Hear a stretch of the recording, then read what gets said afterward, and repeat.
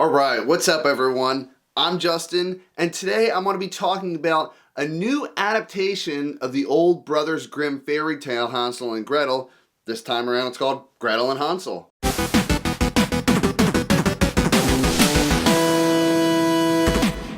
The story in this movie revolves around two kids, big surprise there.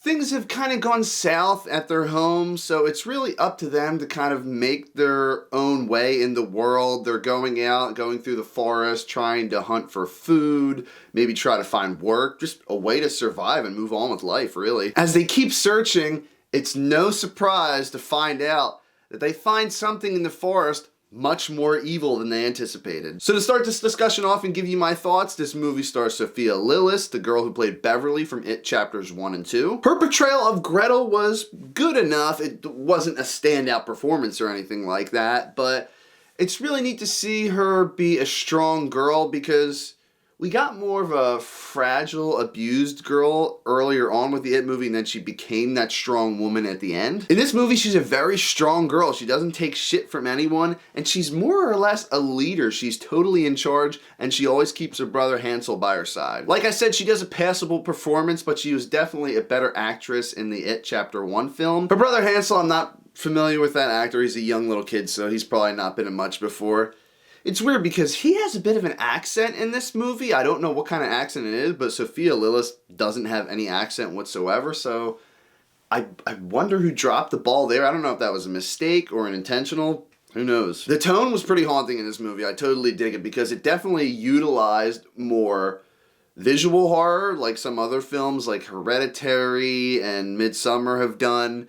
That's one thing that I did take away from those movies is that they did visual horror correctly and not just jump scares and dumb stuff like that. But of course, I know you guys want me to talk about this.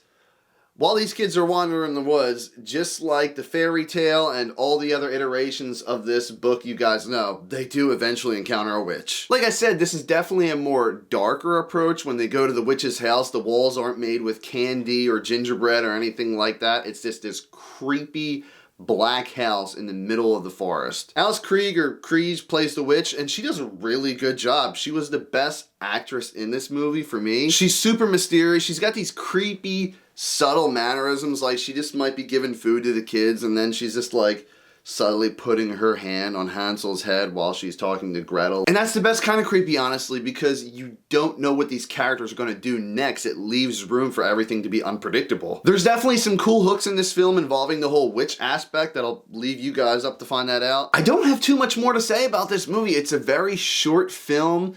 It's not too memorable, but I think it's decent enough. As far as like rewatchability goes, this probably isn't a movie I would go see again. Regardless, I was entertained. I wasn't really impressed too much.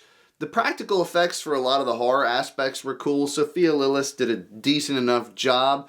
The actress who played the witch did a great job. I loved her. Best part about the film. It's hard for me too much to do a positive and negatives for a movie like this because it's so short. It's hard to lay everything out like that. My one takeaway from this movie is they're doing a more gothic, dark approach to these Grimm fairy tale movies now. Well, I wouldn't say movies because it's not like they're building a whole like dark universe or cinematic universe, but hey, that could be always on the table. So I would like to see these characters maybe come back at a later time when they're fully grown up.